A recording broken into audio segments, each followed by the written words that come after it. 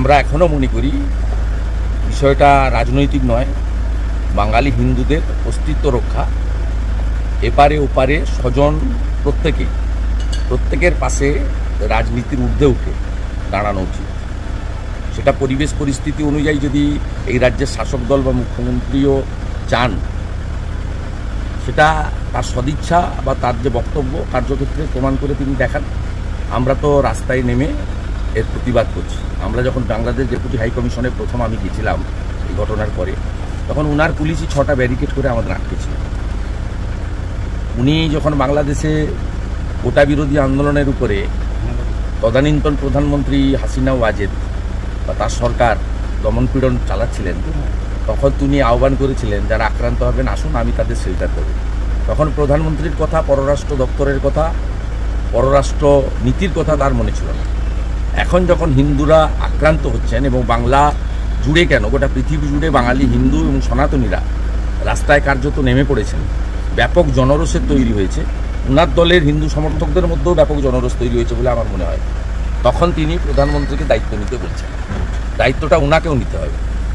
তিস্তা চুক্তির ক্ষেত্রে উনার আপত্তি থাকতে পারে, আবার উনি আদানিকে ফরাক্কার উপর দিয়ে বাংলাদেশে বিদ্যুৎ লাইন নিয়ে যাওয়ার জন্য আম এবং লিচু চাষিদের মাথায় পুলিশকে দিয়ে লাঠিও মারাতে পারেন। তাই একই রঙে বিভিন্ন রূপ না দেখে রাজনীতির ঊর্ধ্বে উঠে করুন। এবং আমি একজন সনাতনী হিসেবে, আমার মা বরিশাল থেকে আগত হিসেবে, আমাদের প্রত্যেকের এই অনুভূতিটা আছে, আমার মধ্যে সেটা কাজ করছে। তাই আমি সনাতনী ধ্বজ এবং জাতীয় পতাকা নিয়ে রাস্তায় নেমেছি। ভোট চাই, ভোট দাও, পাল্টে দিন, উল্টে দিন, গদিটা আমাদের দিয়ে দিন, এ কথা আমরা কোথাও বলছি না। আমরা বলছি দুনিয়ার হিন্দু এক হোক এবং এই অত্যাচার বন্ধ করো। এবং আমি গত পরশু দিনই যাদবপুরে বলেছিলাম যে সমস্ত মানবিক দেশগুলি ভারত সহ উচিত জাতিসংঘে অবিলম্বে পিস কিপিং ফোর্স পাঠিয়ে পীড়িতদের উদ্ধার করা। সে কথা আজকে মুখ্যমন্ত্রী বলছেন, তা আপত্তির কিছু নেই, কিন্তু সেই সদিচ্ছার প্রকাশ কার্যক্ষেত্রে দেখানো উচিত। নমস্কার বন্ধুরা, শুনলেন বিরোধী দলনেতা শুভেন্দু অধিকারী তিনি যে বক্তব্যগুলি দিলেন, অতি গুরুত্বপূর্ণ বক্তব্য।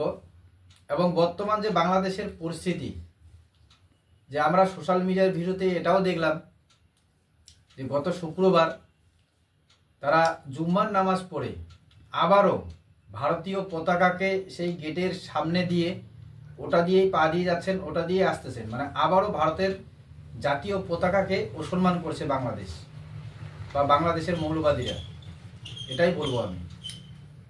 এবং এটাও আন্দোলন হচ্ছে যে কলকাতার এক যুবক, তিনি বাংলাদেশে পাসপোর্ট ভিসা সহ গেছেন, কিন্তু কিভাবে মারপিট করা হয়েছে ওনাকে, ছুরি দিয়ে নাকের কাছে আঘাত, ভাগ্য ভালো যে তার চোখে লাগেনি, এবং মাথায় 4-4টা সেলাই। তো এইভাবে বাংলাদেশে অত্যাচার চলতেছে।